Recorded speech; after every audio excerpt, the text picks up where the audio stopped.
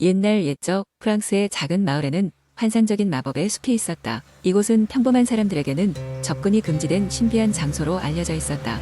그러나 용감하고 모험심이 강했던 4명의 아이들, 마르셀, 레아, 피에르, 엘로이즈는 그 숲에 숨겨진 비밀을 밝히기 위해 모험을 떠나기로 마음먹었다. 모험의 날, 아이들은 여느 날처럼 초록색 숲을 향해 길을 나섰다. 숲의 입구는 마을에서 멀지 않은 곳에 있었지만 종종 짙은 안개에 가려져 있었다. 네 아이는 자신들만의 비밀 경로를 찾아 드디어 마법의 숲에 발을 디뎠다. 숲에 들어서자마자 아이들은 눈부시게 아름다운 야생화의 바다를 보았다. 나무는 하늘 끝까지 치솟아 있었고 그 가지 사이로 햇살이 춤추듯 내려왔다. 이곳에는 다양한 동물들이 아이들을 호기심 어린 눈으로 바라보고 있었다. 특히 말하는 다람쥐 그레고르는 아이들에게 자신의 안내로 이 숲의 심장부로 안내하겠다고 했다. 그레고르의 안내를 따라 아이들은 숲속 깊은 곳으로 들어갔다. 그들은 빛을 발하는 반딧불 언덕, 소원을 들어주는 은빛 호수, 그리고 마법의 향기가 가득한 허브 밭을 지나쳤다. 그들은 이러한 경이로움에 감탄하며 비밀스러운 이야기들을 들었다. 하지만 가장 큰 도전은 숲의 수호자인 거대한 용과의 만남이었다. 긴장 속에서 마르셀은 용에게 다가가 숲을 탐험하는 이유를 진심으로 설명했다. 그는 자연을 해치기 위해 온 것이 아니며 오로지 마법의 비밀을 배우고 싶을 뿐이라고 말했다. 용은 아이들의 용기와 진솔함을 이해하고 그들이 진정한 탐험가로 성장할 기회가 있다고 판단했다. 용은 아이들에게 용의 비늘 하나를 나누어주며 이 비늘이 그들 모험의 증표가 될 것이라고 말했다. 또한 이 비늘은 어떠한 난관도 극복할 수 있는 힘을 줄 것이라고 했다. 아이들은 용의 허락을 받고 숲을 돌아다니며 숨겨진 보물들을 발견했다. 그들 중 피에르는 마법의 나무 열매를, 레아는 지식의 생물을, 엘로이즈는 진실의 거울을, 마르셀은 경이로운 구름의 피리를 찾았다. 마을로 돌아온 아이들은 모험의 경험을 통해 더욱 강해지고 현명해졌다. 그들은 각각 자신이 얻은 보물을 마을 사람들과 나누며 그들의 이야기는 오늘날까지도 전해 내려오고 있다. 이로써 숲은 더 이상 두려운 장소가 아닌 모든 이들의 꿈이 피어나는 아름다운 곳으로 남게 되었다. 이렇듯 모험과 용기는 언제나 마음속에 방문할 가치가 있는 마법을 남긴다. 두 번째, 이야기. 옛날 옛적 프랑스의 한 조용한 마을에 피에르라는 소년이 살고 있었습니다. 피에르는 늘 고향 마을의 숲속 깊은 곳에서 신비로운 아름다움을 지닌 파랑새가 산다는 전설을 들으며 자랐습니다. 그 파랑새는 사람의 마음속 소원을 알아채고 그 소원을 이루어준다고 했지요. 사람들이 행복해질 수 있는 비밀이 그 파랑새에게 있다고 믿었습니다.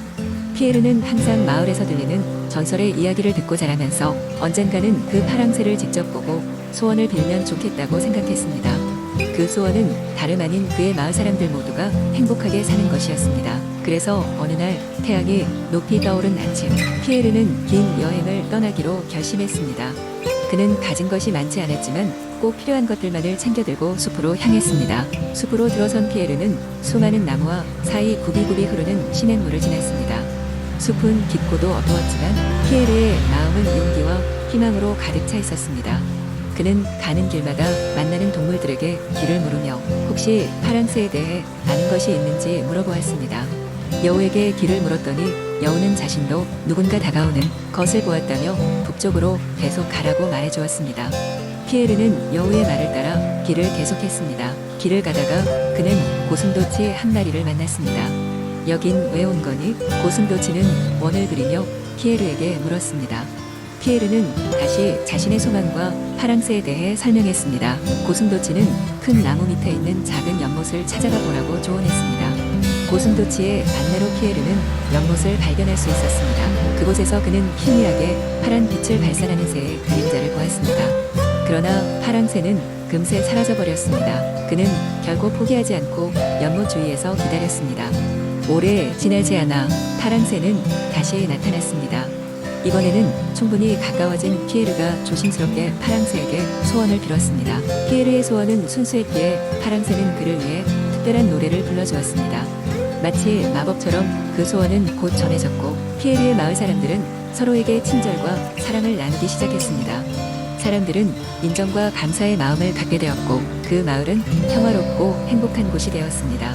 그렇게 파랑새와의 만남을 통해 피에르는 무엇이 진정 중요한 것인지 깨달았습니다. 그리고 이후로도 종종 숲을 찾아 파랑새와 이야기하며 행복을 나누다 보니 마을 사람들은 모두 그를 사랑하게 되었답니다. 그리하여 피에르와 그의 마을 사람들은 늘 행복하게 살았다는 이야기입니다. 세 번째 이야기. 옛날 옛적 프랑스의 작은 마을에 용맹한 젊은 농부 에밀이 살고 있었습니다. 에밀은 언제나 자신이 세상을 여행하며 모험을 떠나기를 꿈꾸었지만 시골 마을에서의 삶은 바삐 돌아갔고 그는 그저 그를 통해 다른 세계를 상상할 수밖에 없었습니다. 어느 날 그가 그의 농장에서 일을 하고 있을 때 숲에서 의문의 빛이 반짝이는 것을 보았습니다. 궁금증에 사로잡힌 에밀은 그 빛을 쫓아 숲으로 들어가게 되었고 그곳에서 놀랄 만큼 화려한 장미 한 송이를 발견했습니다. 그 장미는 단순한 꽃이 아니었습니다. 장미의 줄기에 손을 댄 순간 에밀은 그의 손에 화사한 빛이 퍼지는 것을 느꼈고 바로 그의 앞에 신비로운 현자가 나타났습니다. 현자는 에밀에게 장미가 강력한 마법의 힘을 지녔으며 올바른 손에 닿으면 위대한 용사가 되어 세상을 구할 수 있다고 설명했습니다. 에밀은 놀라고 얼떨떨했지만 그의 가슴은 이미 불타오르고 있었습니다. 그는 현자에게 어떻게 하면 용사가 될 수 있는지 묻자 현자는 웃으며 3가지 시험을 통과해야 한다고 말했습니다. 첫 번째 시험은 자연의 모든 요소와 조화를 이루는 법을 배우는 것이었습니다. 에밀은 숲속에서 여러 날을 보냈고 동물들과 대화하며 그들의 도움을 받아 자연의 비밀을 배웠습니다. 그는 어디서 바람이 불어오는지, 나무들이 어떻게 서로 소통하는지를 이해하게 되었습니다.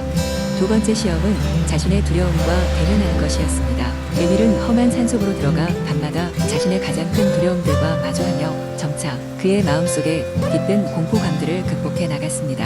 마지막 시험은 자신이 가진 것을 나누며 다른 이를 돕는 것입니다. 그의 마을로 돌아온 에밀은 곧 마을의 사람들이 여러 가지 어려움을 겪고 있다는 사실을 알게 되었고 그의 마법의 힘을 사용하여 농작물이 더 잘 자라게 하고 병든 동물들을 치료해 주었습니다. 마을 사람들은 에밀의 용기와 친절함에 감명을 받았고 그를 진정한 영웅으로 여겼습니다. 모든 시험을 통과하자 현자는 다시 에밀 앞에 나타나 그에게 장미의 진정한 힘을 쓸 자격이 있음을 인정했습니다. 에밀은 장미의 힘을 사용하여 그의 마을뿐만 아니라 먼 곳의 사람들까지 돕고 그들의 삶을 더 나아지게 만들 것입니다. 그리고 그렇게 에밀은 단순한 농부에서 전설 속의 용사로 변모해가며 그의 이름은 프랑스 전역에 전설로 전해지게 됩니다. 그의 여정은 자신의 한계를 넘어서 세상에 선한 영향력을 미치고자 하는 모든 이에게 영감을 주었습니다. 이렇게 에밀의 이야기는 오랫동안 사람들의 마음속에 남았습니다. 네 번째 이야기. 옛날 옛적 프랑스의 북부 숲속 깊은 곳에 한 그루의 오래된 자작나무가 살고 있었습니다. 이 자작나무는 오랜 세월 동안 그 자리를 지켜왔고 주변에는 작은 동물들과 많은 식물들이 어우러져 살고 있었습니다. 자작나무는 그 뿌리가 땅 깊이 뻗어 있었고 그 가지는 하늘 높이 펼쳐져 있었습니다. 자작나무는 자신의 긴 수명 덕에 지나온 시간들을 돌아보며 많은 이야기를 간직하고 있었지요. 어느 날 숲속에 매력적인 황금빛을 띤 작은 새가 날아들었습니다. 이 새는 멀리 남쪽 나라에서 온 황금새였습니다. 황금새의 깃털은 마치 태양의 광채를 담은 듯 그 빛깔이 아름다웠습니다. 숲속에 사는 다른 동물들은 황금새의 등장에 큰 호기심을 보였습니다. 하지만 황금새는 처음에는 누구와도 쉽게 친해지지 않았습니다. 소문에 의하면 황금새는 멀고 먼 여행 끝에 지칠 대로 지쳐 있었다고 합니다.